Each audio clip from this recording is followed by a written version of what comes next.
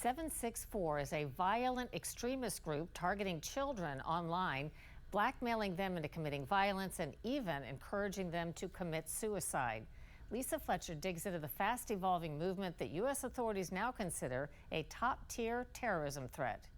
I stand before you as a mother whose only child was taken by something so preventable, so cruel, and so ignored that it should shake every person in this room to their core. In December, Tamia Woods testified before a Senate Judiciary Committee hearing. The Ohio mother is carrying the pain and now a cause from the loss of her son, who committed suicide at 17 after falling victim to a financial sextortion plot on Instagram more than 3 years ago. One of the messages sent to my son, and I quote, "I am more determined to rot your life than to make it a waste, a trash can, a shame, a dishonor, a hell, a real disaster, a hell on earth. And I remind you that I am heartless. I have no pity to rot a life as well as yours." For more than 19 hours, 17-year-old James was tormented by a pitiless entity most parents have never heard of. It's called 764, an online network tied to child exploitation and, experts say, a brand of extremism built around one idea: harm. 764 is a fairly loosely defined and loosely brought together network of nihilistic violent extremists. It is a child abuse network primarily. These individuals operate online where they are interacting with young users, exploiting those users through the use of blackmail, threats of violence, and pushing them to the point of either self-harm or other damaging behaviors. Dr. Simon Perdue is the director of the Violent Extremism Threat Monitor in Washington, D.C. He says 764 targets kids they see as easy prey. They look for insecurities, expressions of depressive thoughts, suicidality, other forms of vulnerability that is being expressed in these online spaces. Why? Because they get a kick out of this. It's tied to a movement called No Lives Matter, and it's just at its very core violent, and they are pursuing suffering. That's ultimately what they want to see, is suffering. The name 764 reportedly traces back to the network's founder, a Texas-based teenager from the Houston area with an area code of 764. The founder, Bradley Cadenhead, later pleaded guilty in a child pornography case and is now serving an 80-year prison sentence.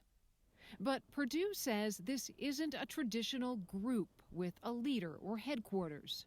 Because of the almost leaderless nature of this kind of space online, it's a constantly evolving space.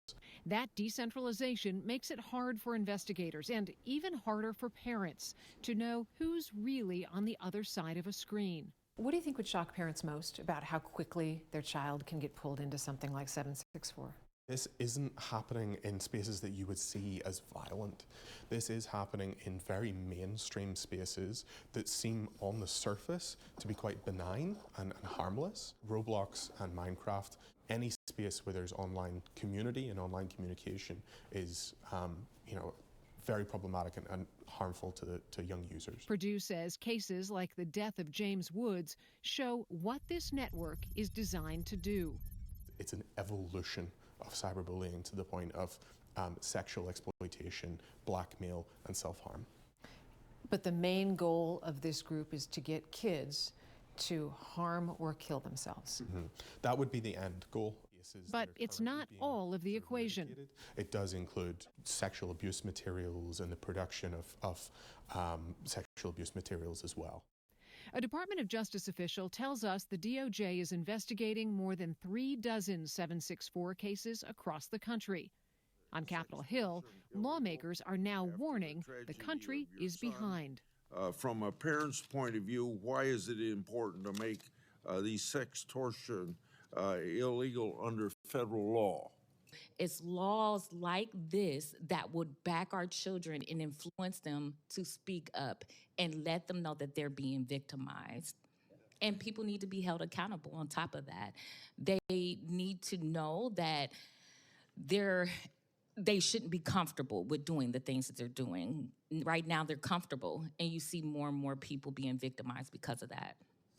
But Purdue warns awareness alone is not enough.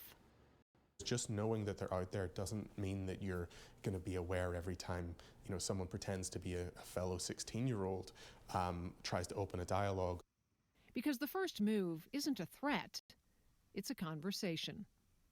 In Washington, D.C., I'm Lisa Fletcher for Full Measure.